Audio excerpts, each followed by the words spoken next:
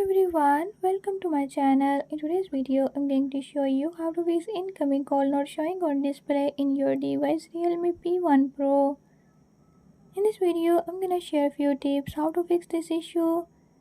But before we get started, don't forget to hit the subscribe button and press the bell icon. Make sure to watch complete video and learn how you can do it. Let's watch the video.